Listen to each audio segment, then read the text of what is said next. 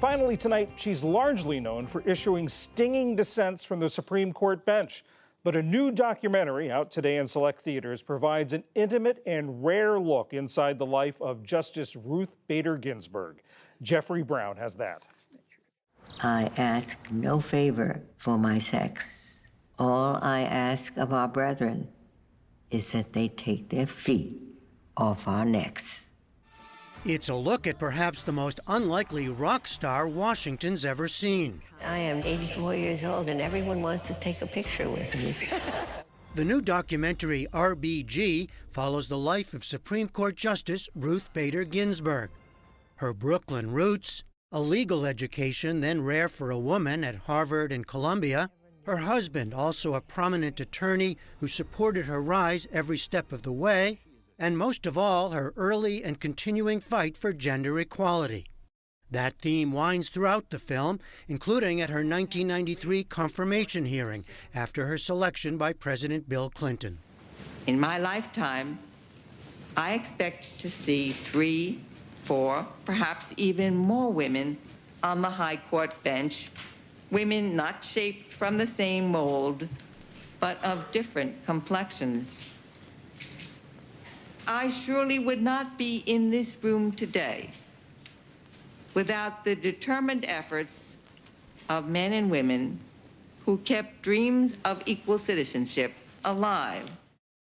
And the rest is a history that continues to this day. Filmmakers Betsy West and Julie Cohen join me now, and welcome to you. Thank you. You know, you do make much of this unexpected cultural rock star. Is that what attracted you to her in the first place? Well, Julie and I had both interviewed Justice Ginsburg for previous projects. So in 2015, when we noticed the notorious RBG just exploding on the internet, we realized that there was an opportunity to tell much more. Play, of course, on the rapper, right? The rapper, notorious B.I.G. Yeah. But we knew that there's so much more to her story.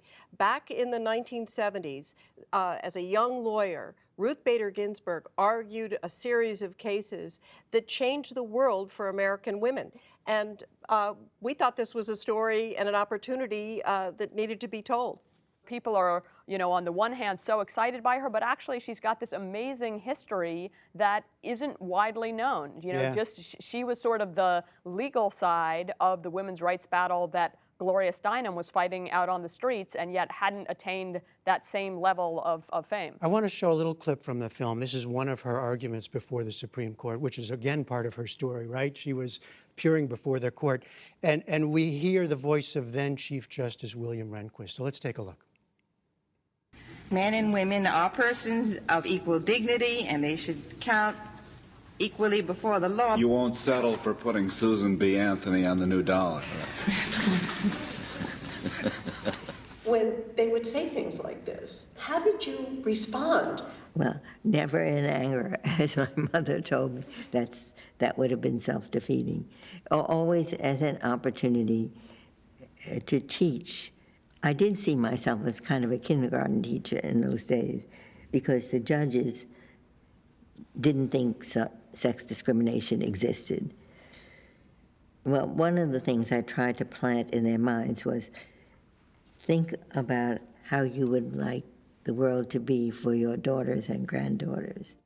A couple of stunning lines in there, right? I mean, Justice Rehnquist talking about Susan B. Anthony.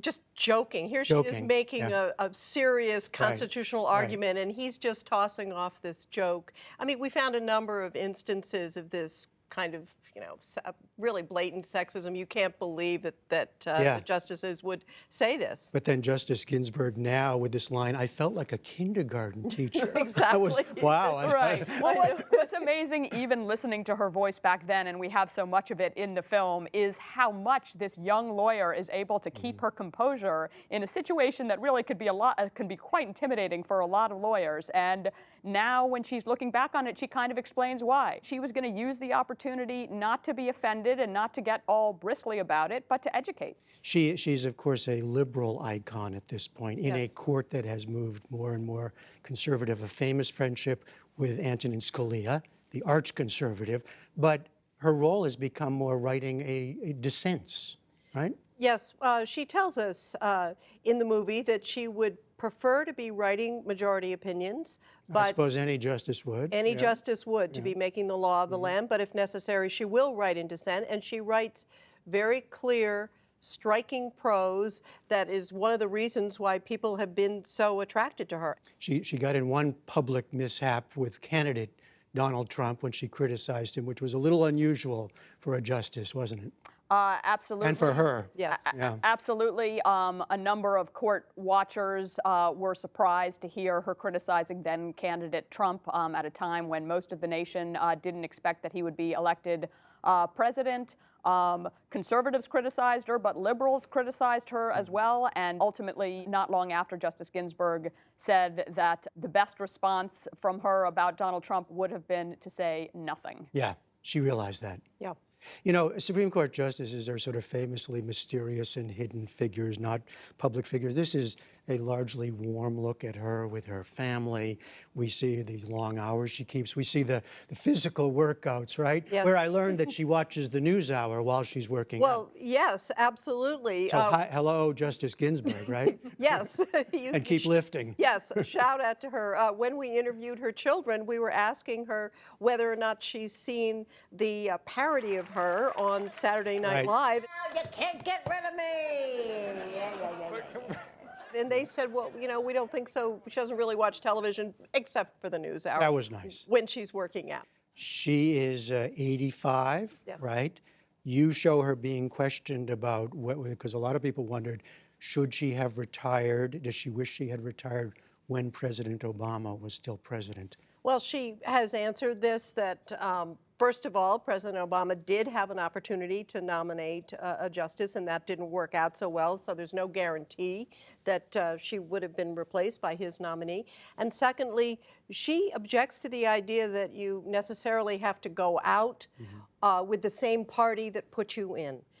She says, look, I will do this job as long as I'm capable of doing it full steam. And from everything we saw, she still is capable. That's An what you see. energy level like you wouldn't believe. We were chasing her around, and we were sometimes exhausted by her travel schedule. You know, it's extraordinary. She's still keeping those long hours you were showing. Yes. Absolutely. Works long hours into the night and has a strikingly sharp memory for cases even that she argued in the 70s.